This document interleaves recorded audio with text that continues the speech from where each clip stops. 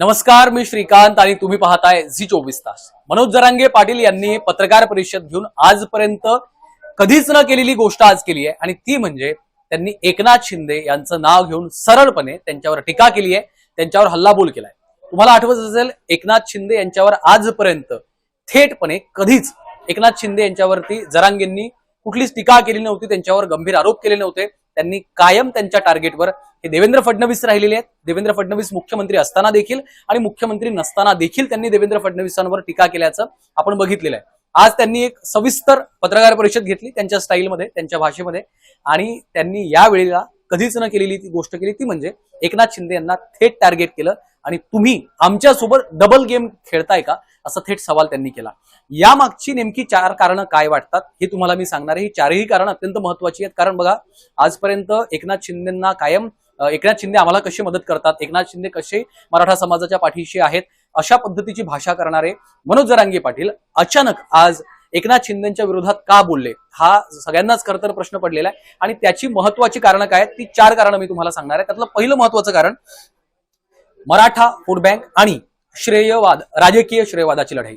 बघा, एकनाथ शिंदे हे मराठा समाजाचे नेते आहेत आणि मराठा समाजाचं नेतृत्व एकीकडे मनोज जरांगे पाटील देखील आरक्षणाच्या या संपूर्ण लढ्यामध्ये करताना आपल्याला पाहायला मिळालेले आहेत। मात्र आता येणाऱ्या ज्या निवडणुका असतील, म्हणजे विधानसभेची निवडणूक आहे, लोकसभेची निवडणूक आहे, या काळामध्ये एकनाथ शिंदे हे केवळ मराठा समाजाचा एक वोट कार्ड किंवा केवळ मतांसाठी वापर करतायत, अशा पद्धतीचा आरोप, अशा पद्धतीचं चित्र निर्माण केलं गेलं। तसा दावा खरं तर एकनाथ शिंदे यांच्याबद्दल जरांगेंनी यांनी अप्रत्यक्ष जरांगे पाटलांनी केलेला आहे। त्यामुळं हे प्रमाणपत्र कुठेतरी थांबवले जातात, हा देखील आरोप त्यांनी केला। दुसरं महत्वाचं कारण एकनाथ शिंदे यांच्यावर टीका करण्याचं हे असू शकतं, भाजप आणि फडणवीसांच्या दबावापुढे शिंदे मौन आहेत। बघा, एकनाथ शिंदे मुख्यमंत्री असताना तुम्हाला आठवत असेल की नवी मुंबईतल्या वाशीत पर्यंत त्यांचा तो सगळा मोर्चा आला होता।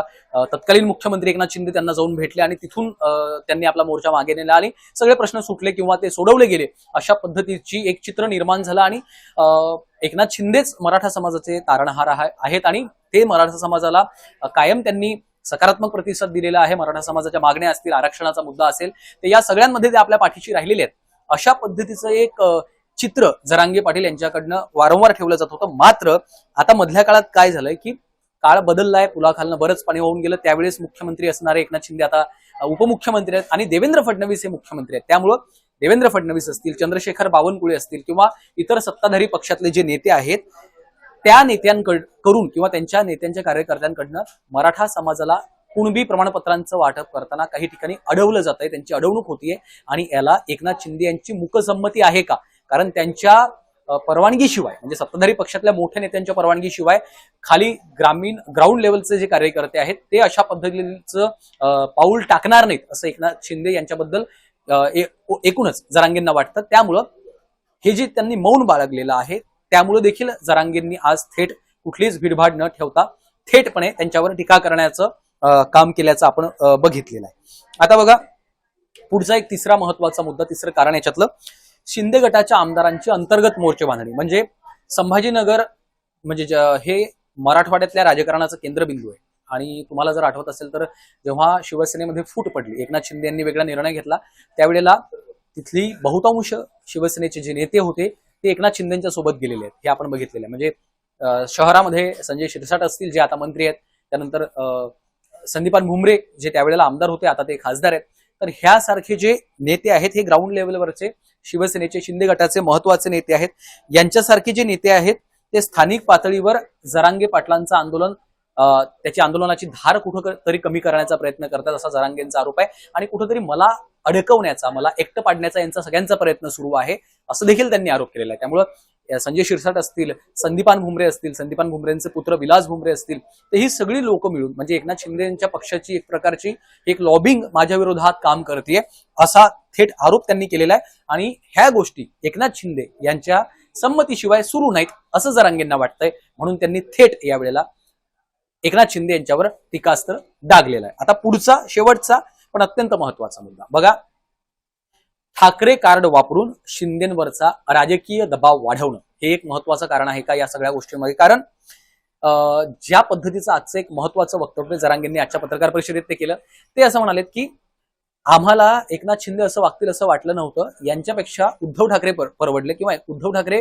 बरे वाटतायत अशी परिस्थिती आली. आता मनोज जरांगे हे जरी संघटनेमधून आलेले असते, ते जरी सामाजिक चळवळ उभी करत असले, तरी राजकारणापासून ते फार लांब राहिलेले नाहीयेत हे आपण सगळ्यांनीच बघितलेलं आहे. म्हणजे त्यांची राजकीय वक्तव्य असोत, राजकीय नेत्यांसोबतच्या गाठीभेटी असोत, मागे झालेल्या लोकसभेच्या आणि विधानसभेच्या निवडणुका असोत, कशा पद्धतीनं मराठवाड्यामधील काही जिल्ह्यांमध्ये मराठा समाजाचं जे वोटिंग आहे, मराठा समाजाचं जे मतदान आहे, ते कशा पद्धतीनं फिरवलं आणि जरांगे फॅक्टर कसा काम केला हे आपण बघितलेलं आहे. विशेषतः बीड लोकसभेच्या निवडणुकीत त्याचं काय झालं ते देखील आपल्या समोर आहे. त्यामुळं जरांगे हे फक्त सामाजिक संघटना किंवा मराठा आरक्षणाच्या लढ्यापुरते सीमित राहिलेले नाहीयेत, त्याच्या पलीकडे जाऊन त्यांनी राजकीय वर्तुळामध्ये आपली एक स्पेस स्वतःची तयार केलेली आहे, हे आपल्याला आता नाकारता येत नाही. त्यामुळंच त्यांचं हे वक्तव्य वरकरणी पाहता साधं सहज वाटत असलं तरी ते तसं नाहीये. त्यामुळं मनोज जरांगे पाटील जेव्हा असं म्हणतायत की आम्हाला एकनाथ शिंदेपेक्षा उद्धव ठाकरे परवडले, ते याच्यामध्ये कुठंतरी अंडरलाईन ही वाक्य देखील आहे किंवा हा एक छुपा संदेश आहे. कारण राजकारणामध्ये, समाजकारणामध्ये अशा वक्तव्याला फार महत्व असतं. एकनाथ शिंदेला हे थेट सूचक संदेशच आहे एक प्रकारचा, की बघा उद्या निवडणुका जर आल्या तर कदाचित तुम्ही आमच्या लोकांची आता अशी अडवणूक केली तर आम्ही आमची संपूर्ण ताकद ही ठाकरेंच्या पाठीशी लावू. ठाकरे आणि एकनाथ शिंदे टोकाचं वैर, टोकाचा राजकीय प्रतिस्पर्धी हे सगळ्यांना सर्वश्रुत आहे. त्यामुळे जाणीवपूर्वक त्यांनी हा उल्लेख केलेला आहे. ते असं म्हणतायत की येत्या काळामध्ये तुमच्यापेक्षा आम्हाला आमच्यावर उद्धव ठाकरे बरे म्हणण्याची वेळ आलेली आहे, वेळ आणू नका असं देखील शिंदेंना त्यांनी सांगितलेलं आहे. म्हणजे बघा एक प्रकारचा इशारा आहे एकनाथ शिंदे यांना थेट जरांगे पाटलांनी दिलेला.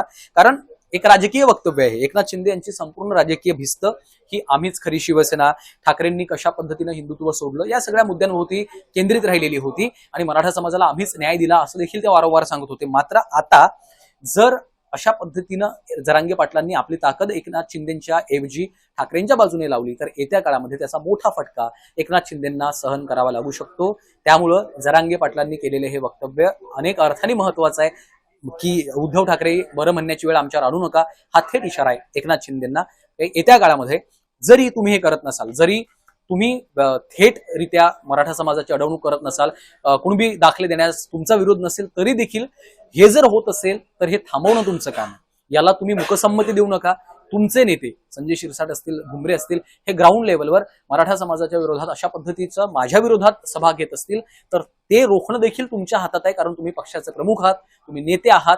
त्यामुळे या सगळ्या गोष्टींचा एक प्रकारे संपूर्ण जबाबदारीच तुमची आहे अशा पद्धतीचं वक्तव्य एकूणच आजच्या जरांगेंच्या त्यांच्या पत्रकार परिषदेमध्ये आपल्याला पाहायला मिळालेलं होतं. त्यामुळं आजपर्यंत एकनाथ शिंदेबद्दल कायम चांगलं बोलणारे, कायम एकनाथ शिंदेचं कौतुक करणारे मनोज जरांगे पाटील याच सगळ्या चार महत्वाच्या कारणांमुळे त्यांच्यावर टीका करू लागलेल्या आहेत. त्यामुळे येत्या काळामध्ये आता ही पत्रकार परिषद झाल्यानंतर उदय सामंतांनी लगेच जरांगेंना फोन केला, प्रताप सरनाईकांची देखील प्रतिक्रिया आली. मात्र असं असलं तरी एकनाथ शिंदे स्वतः जरांगेंशी बोलणार का किंवा याबद्दल आता कशा पद्धतीनं घडामोडी घडतात यावरतीच या संपूर्ण घटनेचं आणि जरांगेंच्या भूमिकेचं भविष्य अवलंबून असणार आहे. कारण ते आता त्यांनी पुन्हा एकदा आंदोलनाची तयारी केलेलीच आहे. कारण ज्या पद्धतीनं आपल्या मागण्या होत्या त्या अद्यापही काही मागण्या प्रलंबित आहेत, पूर्ण झालेल्या नाहीयेत. त्यामुळं ही 4 महत्वाची कारणं वाटतात ज्यामुळं अचानक एकनाथ शिंदे यांच्यावर टीका सुरू केलेली आहे जरांगेंनी. त्याचा आजचा पहिलाच दिवस होता. याच्यामध्ये पुढे काय घडतं हे आपल्याला पाहायचंच आहे, त्याबद्दल आपल्याला बोलायचंच आहे. मात्र तुम्हाला नेमकं काय वाटतं की अचानक